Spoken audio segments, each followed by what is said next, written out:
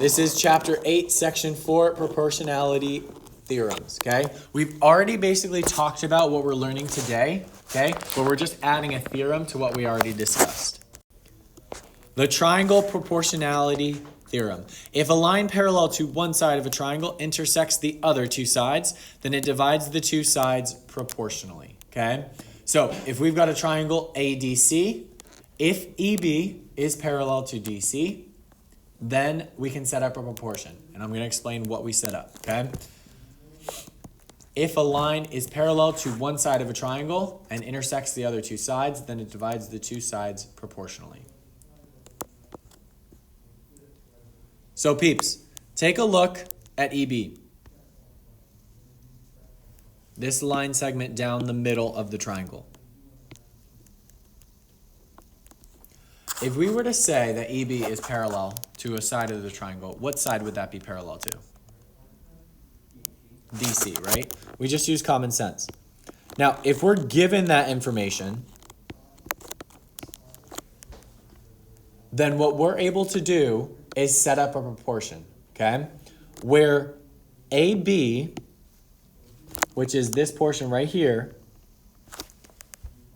is going to be proportional to BC, and AE, which is the other side, is going to be proportional to DE.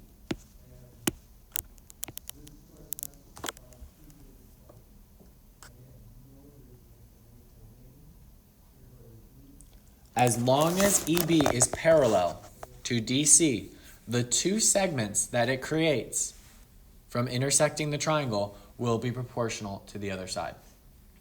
So AE over ED is going to be the same ratio as AB over BC. Now, when I say that we've already talked about this, do you remember when we were adding up these two sides? We would say that AC is proportional to AB.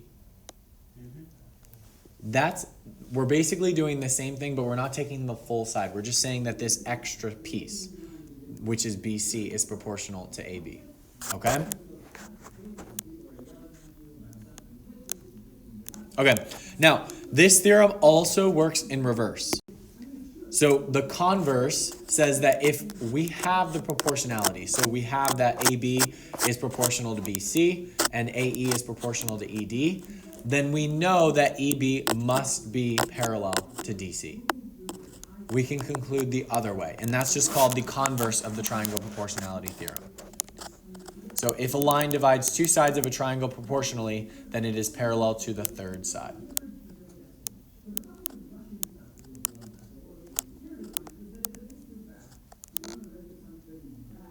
There's blanks on your pages, right? That you guys have to fill in? Okay.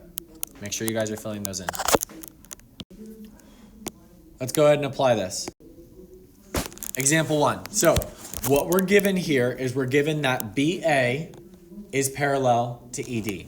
So let's write that down. We are given that BA is parallel to ED. Okay? So in A, it's saying, okay, CD, which is this portion right here, if we were to create a ratio with that over DA,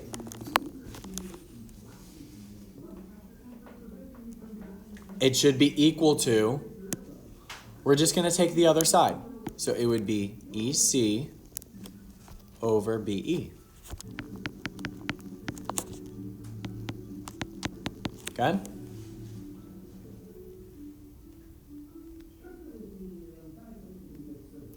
Notice see how the small triangle stayed as our numerator and the larger triangle side stayed as our denominator? Make sure you're consistent, okay?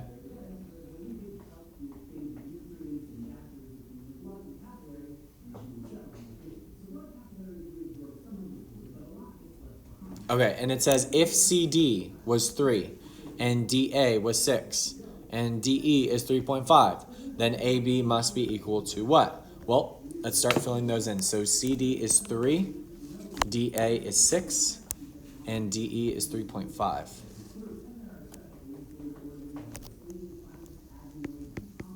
okay?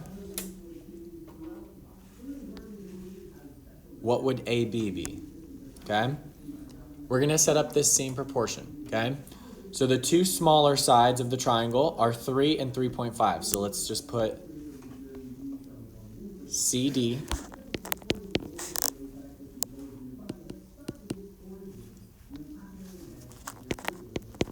over DA, which we already created. That's going to be our scale factor, equals ED over what? Yep. Or AB. And then we just plug in. So this is going to be 3 over DA, which is 6, and DE, which is 3.5, over AB.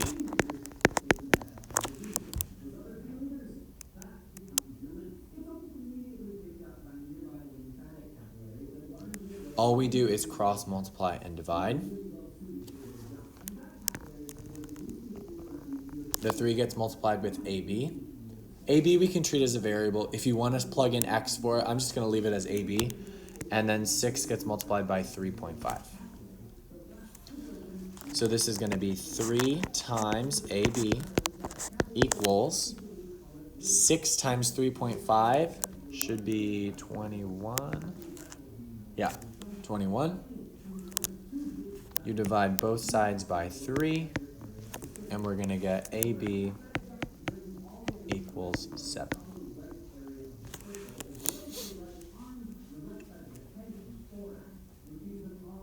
Couldn't you have done 3.5 times 2? Yes, you could have done that, okay? But why? Because ED is half of DA. Correct, okay? Samantha asked a very good question. Couldn't you have just done 3.5 times 2? And that's absolutely correct, because for CD and DA, the ratio is 2, right? We multiplied by 2 to get the other one. So you would have to do that same ratio to get from 3.5 to BA. So you would just do 3.5 times 2, okay? Now, sometimes, Samantha, the reason I'm showing you this way is because it's not always that easy to recognize, okay? So let's take C. If CB is 12, EB is 8, and CD is 6, then what is DA? Well, let's fill in what we got. I'm going to fill in using red. So CB is this entire side right here. If this is 12, EB, which is this shorter side, is 8, and CD is 6. So let's cross out the 3 and put a 6. What's DA? What's this portion right here? Well, let's set up a ratio.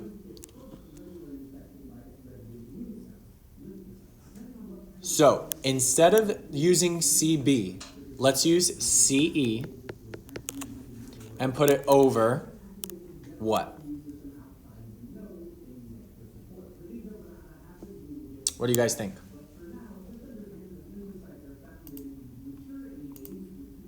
EB. Good, EB.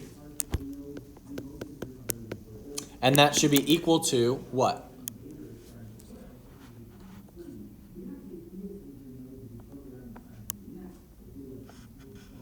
CD over AD. Excellent. CD over AD. Now, it didn't give us CE explicitly, but how could we figure out what CE is? We have to use a little bit of intuition. It doesn't tell us what this length is, but how can we figure it out?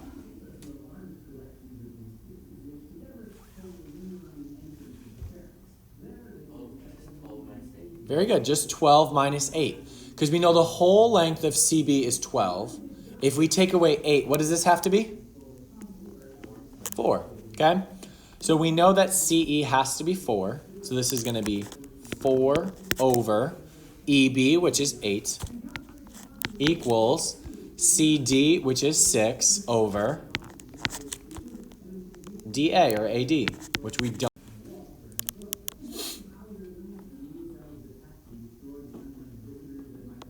Samantha, what's our ratio here? Well, just cross multiply. Yeah, we cross multiply and divide. But just how do we get from 4 to 8? Times 2. Multiply by 2. So then 6 is going to turn into 12. Okay? So we already know it should be 12, but let's cross multiply and divide and see what we get. So we're going to take 4 multiplied by AD and 8 multiplied by 6. So we get 4 AD equals 8 times 6, which is... Sorry guys, I keep clicking stuff. We divide by 4, divide by 4. We're going to get AD equals 12.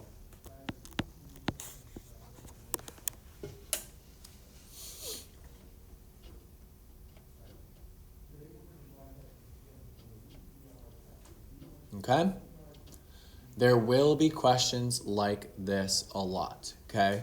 Where you're going to be given the length of the whole side and a portion of it. Just be like, okay, well, I know the full side is this. If this portion is 8, let me just subtract that from the whole thing, and that'll give you your missing piece, okay?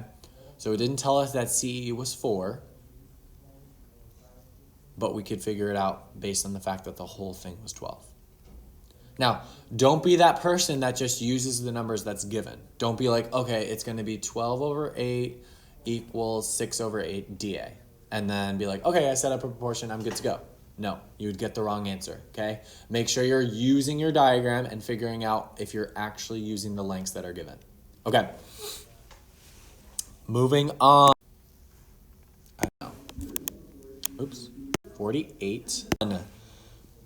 The other theorem that we're learning today is the 3 parallel lines theorem, okay?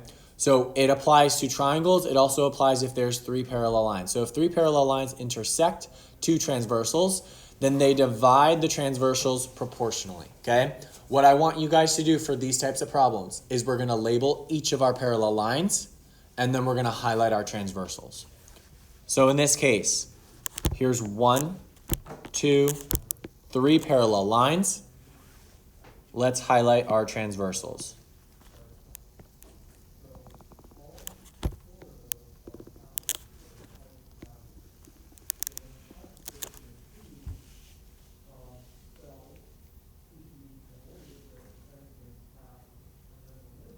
And what this says is BC is proportional to CD by the same ratio that AF is proportional to FE.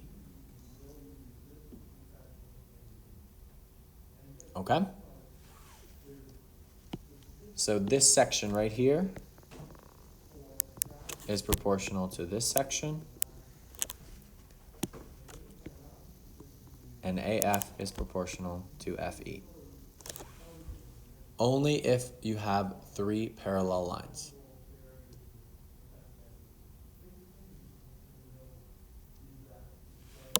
Now what? So we've numbered each of the parallel lines. We've highlighted our transversals.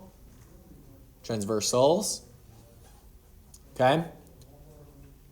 So A and C, let's go ahead. Let's just make sure that we label those. Those are going to be our numerator. And then B and D will be our denominator. So we're going to set up the proportion. A over what? A is going to be proportional to?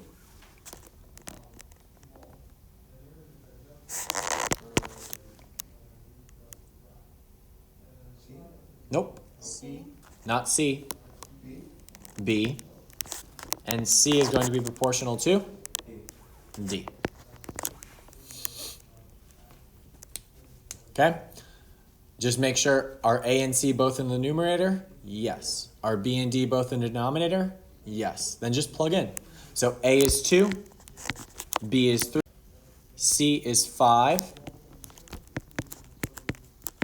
and D we don't know.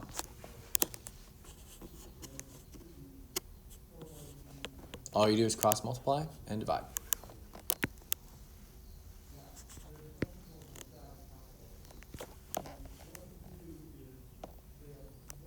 What am I going to get here? 2D equals 15. Excellent. And how do I solve this? Divide by 2. Divide by 2.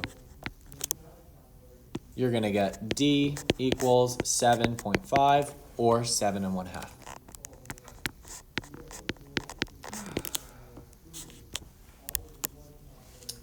I know, last thing you guys want to do is math on a Monday. But we're doing it, and I know our brains are a little bit tired because of spring break. We have literally 2 more slides. Please bear with me, okay? It does the same thing for the next one. So A, B, C, and C plus D. So after we solve for D, we're just going to take 5 and add it back to it, okay? So we're going to set up the same proportion. A over B equals C over D. We plug in 4 for A, 8 for B, C is 5, and then D we don't know. Just by looking at this, what do you think D is going to be? 10. Good. How'd you figure that out?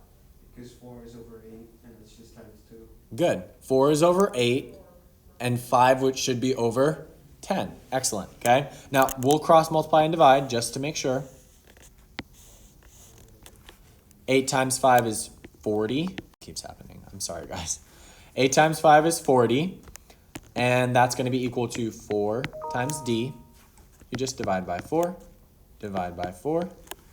And we get 10 equals D. So what is C plus D going to be? 15. 15.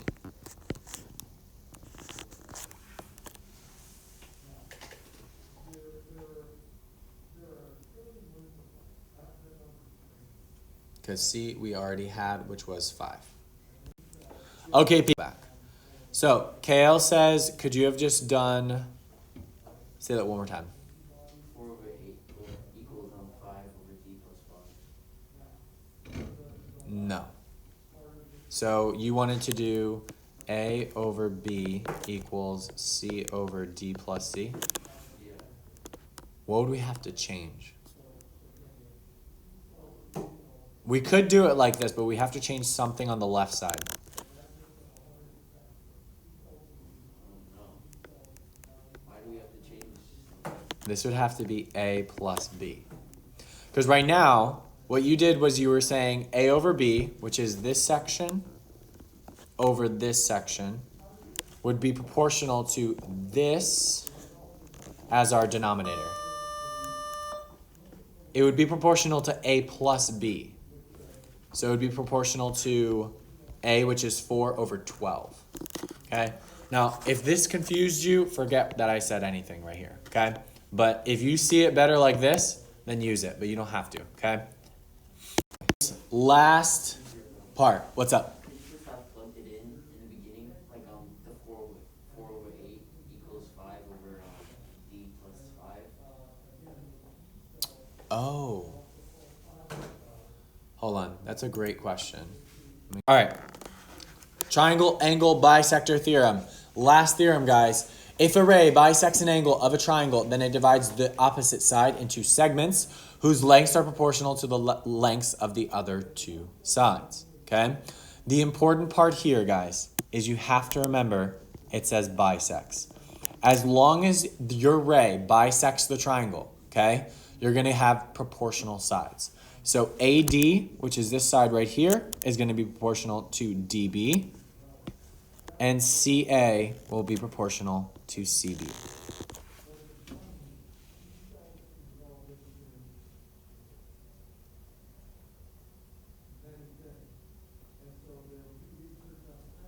Okay, let's see who's been paying attention.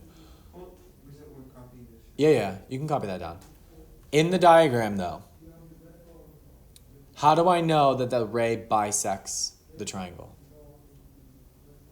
The angles are equal. Very good. The angles at point C are equal. So ACD equals DCB. Very good.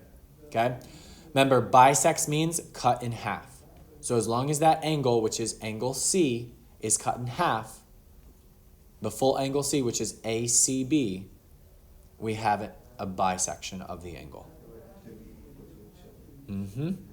Yep. Then we just set up our proportion. So AD is proportional to DB, and CA is proportional to CB. Now, don't get confused. CA and CB are not equal to each other, and AD and DB are not equal to each other. They're proportional, okay? Proportional.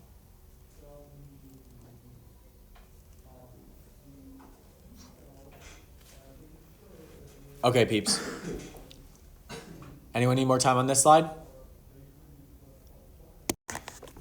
Last one, then we're going to do our GIM kit. Okay.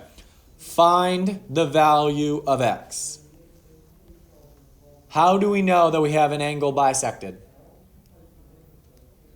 The angles are equal. Correct. Both of these angles are equal. If this was not given to us, people, we could not use this information.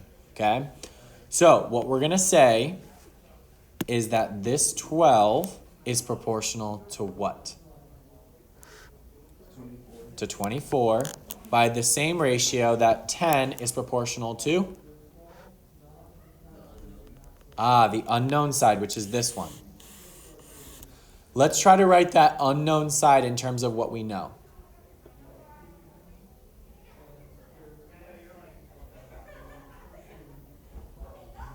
So we know the whole length of that whole thing is x. Can we write the unknown portion in terms of x?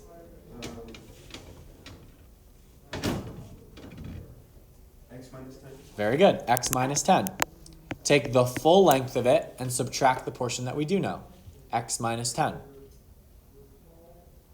So let's set up a proportion. Let's set up 12 over 24. We said that those two have to be proportional. Equals, what goes on top? 10. Good. Over. X minus 10. Minus 10.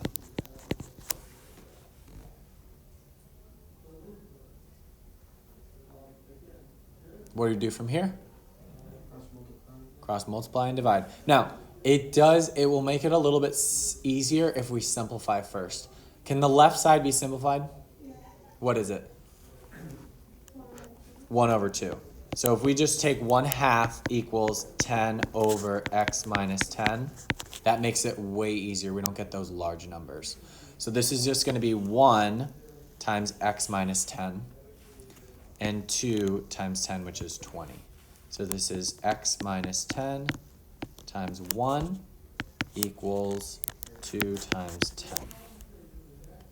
So we're going to get x minus 10, because 1 times anything is just that same thing, equals 20. We add 10 to both sides. X equals what, people? 30. Excellent. Yeah, what's up? I'm confused why for this problem you could do the x minus 10 part in the beginning, but like for the one that we did before we couldn't do it. You mean the one on the previous slide?